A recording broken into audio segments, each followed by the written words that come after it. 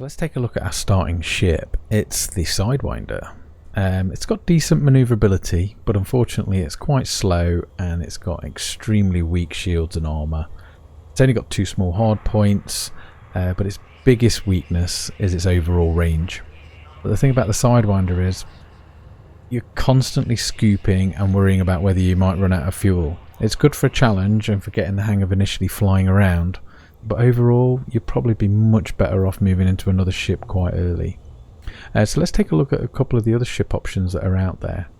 If we compare the Sidewinder to the Eagle on a combat build, you can see there's not much in the price. It's only about 500,000 credits more to actually fully outfit the Eagle, but the Eagle's got stronger shields, armour, its manoeuvrability is better, it's got an extra hard point, so it's got more DPS, it's a little bit faster, and it's got a little bit more fuel and jump range. It's just pretty much better in every department. The one exception being that there's an extra utility slot on the Sidewinder, but it doesn't make a massive amount of difference in my opinion.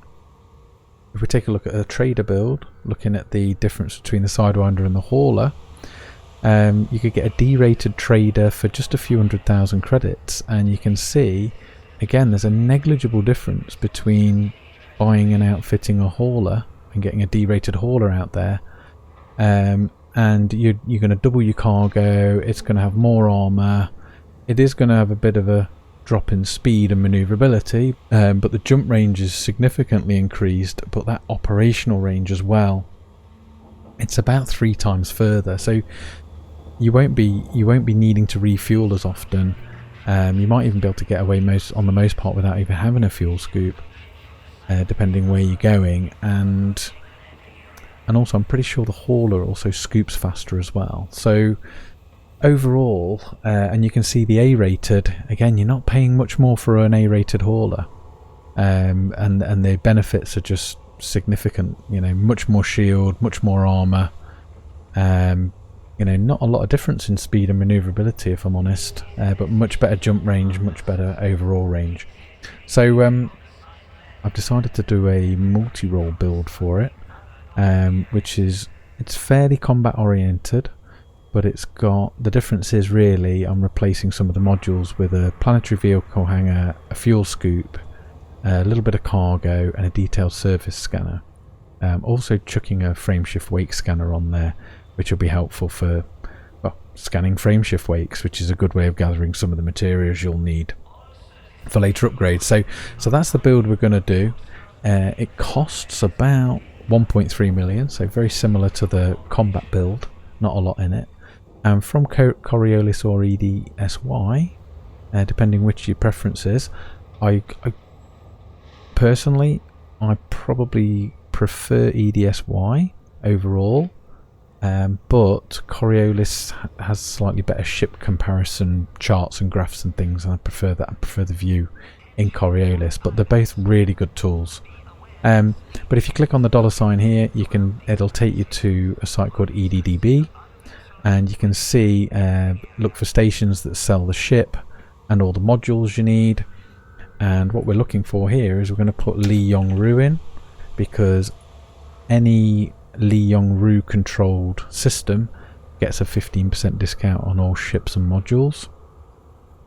And we're going to put our reference system in, which is HIP 97950. So we'll pop that in, and we're basically going to search for stations, and according to this, the nearest station to us that has all the parts we need is 6 Andromedae, but it's a close run between 6 Andromedae and Anu. If you're a new player, you will start to learn that the game doesn't do a particularly great job of helping you find where ship modules are sold, which is why one of the reasons why things like eddb are really useful. You can just fly around to different stations hoping you find the right modules, but trust me, start familiarising yourself with building out ships in Coriolis or EDSY, and then finding the modules via eddb.io. So the fact we're going to travel about 120 light years to kit out the ship kind of works out for us nicely, because we can make our way over there using Apex taxes and use that to unlock, I think, Domino Green the engineer. So this is the plan. I've got about 70,000 credits at the moment, so I really need to start making some cash. We'll need at least 2 million credits in the bank before I can upgrade the Sidewinder. And never fly without a rebuy is a well-known expression among elite players. Basically, if your ship gets destroyed, you have to pay 10% the cost of the ship plus 5% the cost of the modules to replace the ship.